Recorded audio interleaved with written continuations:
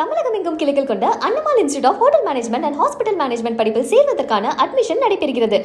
பத்திரப்பதிவு துறையில் எந்த ஒரு கமிஷனும் பெறப்படவில்லை என அமைச்சர் மூர்த்தி தெரிவித்துள்ளார். மதுரையில் அமைச்சர் மூர்த்தி செய்தியாளர்களை சந்தித்துள்ளார். அதனை தற்போது பார்க்கலாம்.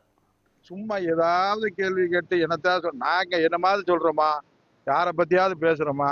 என்ன 2 அமைச்சர் என்ன செஞ்சாருங்க அண்ணன் கேட்டுக்கிட்டே இருக்காரு. இத்தனாயிரம் கோடிக்கு வேலை நடந்திருக்கு, இத்தனாயிரம் கோடிக்கு வேலை நடந்துகிட்டு இருக்கு. அது எந்த தேதியில எந்தெந்த இதுக்கு எவ்வளவு பணம், என்ன விவரம் என்னன்னு சொல்றேன். பதிவுத்துறையை பொறுத்தளவுக்கு எந்த பதிவுலையும் திமுக ஆட்சி வந்ததுக்கு முன்னுக்க தவறான பத்திரம், எந்த பத்திரமும் யாருடைய தலையீடு இருக்காது, யாரும் சொன்னதில்லை. 1-2 யாராவது ஒரு சின்ன அதிகாரிகள் யாராவது தவறுன்னு தெரிஞ்சா அன்னைக்கே நடவடிக்கை எடுத்திருக்கிறோம். அதனால கொஞ்சம் தெளிவுபடுத்தி சொல்லுங்க. இல்லை நீங்க யாரும் பத்திரப்பதிய போனப்ப உங்களை யாராவது பதிய போனீங்கன்னா 10% வாங்குறாங்களான்னு கேளுங்க. இல்லை அவங்க கட்சிக்காரங்க பத்திரம் பதிய போனா கூட அதுக்கு பணம் கேட்கறாங்களான்னு கேளுங்க. சும்மா என்னத்தையாவது ஒரு நாளைக்கு 10% 2,74,000 கோடினா அப்போ ஒரு நாளைக்கு எவ்வளவு வருது? 27 கோடி ரூபாய் வருதா?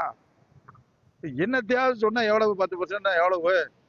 ஒரு நாளைக்கு 27 கோடி ரூபாயா? இல்லைங்க, நான் கேட்கறதுக்கு பதில் சும்மா ஒன்றும் ஜோக்கு இல்லை. 4ஆம் தேதி ஒரு நாளில் 274 கோடி இருக்கு. அப்போ எத்தனை பத்திரமா இருக்கு? அந்த பத்திரத்துக்கு அந்த அமௌண்ட்டுக்கு 10% வாங்கணும்னு சொல்றாங்க. என்னத்தையாவது கணக்கு வழக்கு இல்லாம என்ன வேணும்னாலும் சொல்லலாம்னு சொன்னா அது தவறா போயிடும்.